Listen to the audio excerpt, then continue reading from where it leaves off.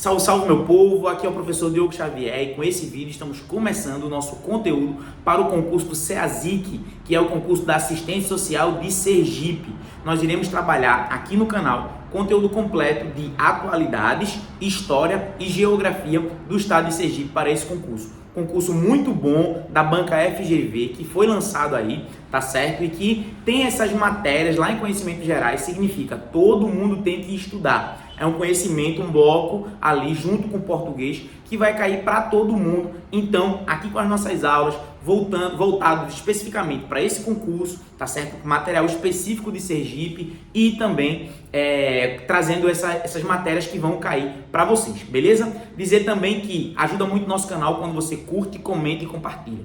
Quando você espalha esse vídeo, quando você deixa aquele comentário, isso ajuda bastante o nosso canal a crescer e a gente saber que está chegando em muita gente. Dizer também que nós temos uma apostila específica para esse concurso de atualidades, história e geografia. Todos esses materiais condensados com conteúdo e questões comentadas. Questões essas que são muito importantes para você conseguir treinar para a sua prova. Então você que está querendo um material específico de conhecimentos gerais, né, dessa parte da atualidade para o concurso de Sergipe, fala com a gente através do WhatsApp que eu deixo aqui na descrição. Você pode falar com a gente e adquirir este material, beleza? Vamos embora para o nosso conteúdo, nosso primeiro conteúdo hoje, que é da parte de atualidade.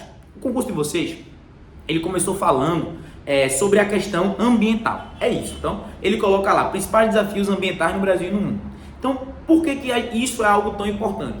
Primeiro, é só você olhar para o mundo, certo? Inclusive no próprio estado de Sergipe, este ano, né, começo de ano, ele já foi repleto de notícias muito tristes, de mortes, de enxurradas, de coisas que aconteceram por questões ambientais. E aí eu quero que a gente entenda logo isso. A questão ambiental é algo que está presente para todo mundo. Então a gente está vendo anos cada vez mais quentes e cada vez tendo mais chuvas. O que é isso? São os extremos climáticos. Então eu quero que você entenda que a questão ambiental, ela não está distante, ela não é algo para o futuro, para as próximas gerações, ela é hoje.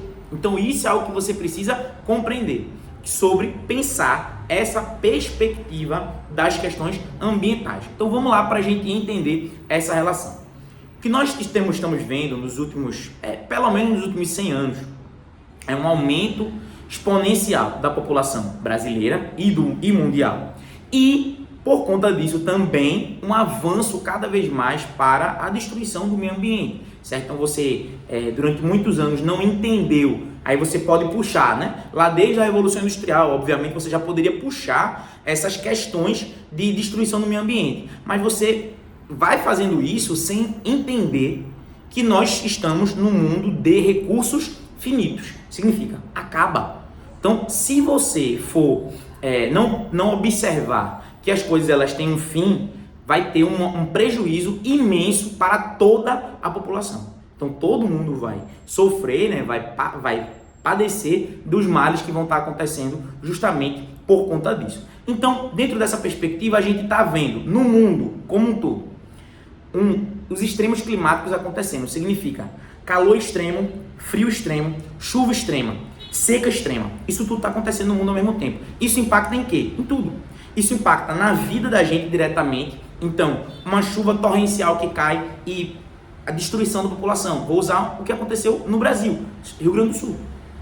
Acontece aquilo no Rio Grande do Sul, você vai ter uma destruição em vidas, em casas, em locais que deixam de ser habitados.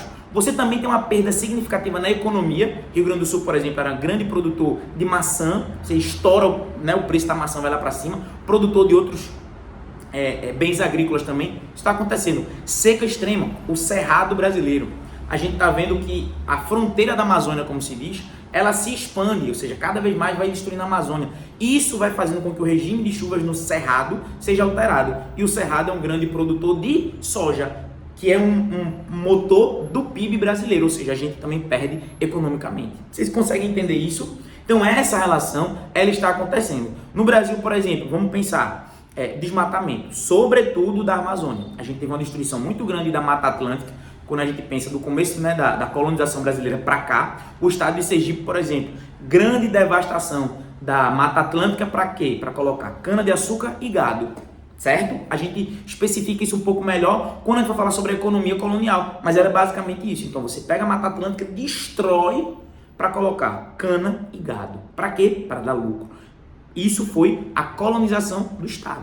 Então essa relação, essas relações, né, que a gente pode colocar nessa perspectiva, a gente vai observando isso. E aí quando chega no século XXI, isso aumenta muito. Isso torna-se com medidas que precisam ser tomadas, que precisam ser urgentes.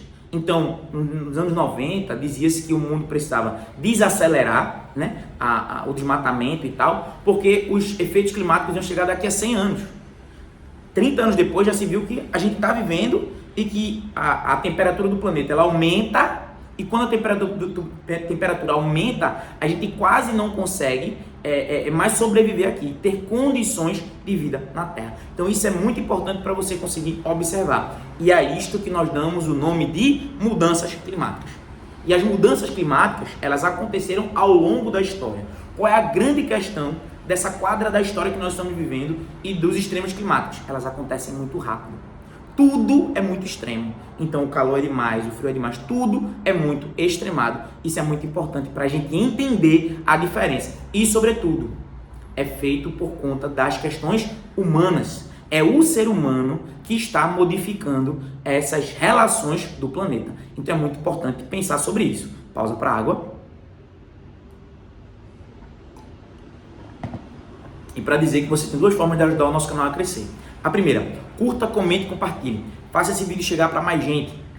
Bota nos grupos do WhatsApp, posta no Instagram e marca o professor, manda para os seus amigos que sabem que vai fazer esse concurso, porque isso ajuda muito o nosso canal a crescer. A outra forma é quando você adquire um dos nossos materiais. Então fala comigo aqui no WhatsApp, você pode adquirir os nossos materiais, isso ajuda o nosso canal a crescer. Ou quando você contribui através do Pix que fica aqui na descrição do vídeo. Beleza? Vamos embora. Então, como é que o Brasil e o mundo tem que reagir a isso? Você tem que mudar a forma como é explorado o meio ambiente. E é por isso que, grava esse termo muito importante, desenvolvimento sustentável. Esse é um termo da moda, podemos dizer assim. Por quê?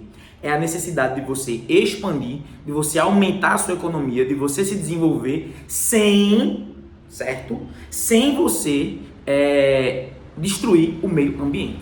E é por isso que são criadas normas, regras, limites para a exploração.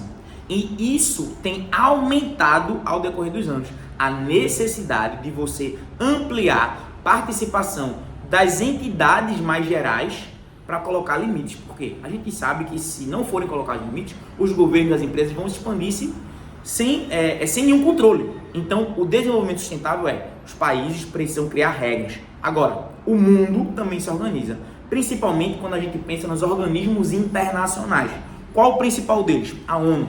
Então a ONU é o principal organismo internacional que vai fazendo reuniões. A principal delas são as COPs. O Brasil, inclusive, vai sediar a COP 30, que será no meio da Amazônia, lá em Belém. Então o que é uma COP? É um momento onde lideranças do mundo inteiro elas vão se reunir para discutir e definir ações que precisam ser tomadas de maneira geral. Por quê? Não adianta o Brasil preservar a Amazônia e os outros países da Amazônia, como Colômbia, Venezuela, não preservarem. O Brasil vai sofrer os impactos, certo? Então não adianta, a França tomar medidas e os países ao redor, Espanha, Alemanha, não tomarem. Por quê? Porque as medidas, os extremos climáticos, eles atingem todo mundo. Uma medida que você toma aqui, ela afeta boa parte dos países e pode afetar, obviamente, o mundo como um todo. Então essa relação, ela é muito importante. Agora, dentro dessas medidas, é feita uma combinação de os países mais desenvolvidos, eles são obrigados a tomar medidas mais extremas. Primeiro, porque eles têm mais grana, então eles podem investir em recursos que previnam e que façam uma exploração do meio ambiente de maneira a não destruí-lo. E também, a gente sabe que esses países eles foram pioneiros na devastação. Então foram esses países que produção de petróleo, por exemplo, no desmatamento, tudo isso é feito por conta disso. E aí é muito importante a gente entender que quando a gente fala sobre preservação, estamos falando da biodiversidade. Já é mais do que comprovado de que o meio ambiente ele precisa conviver como um todo, e é isso que nós chamamos de biodiversidade.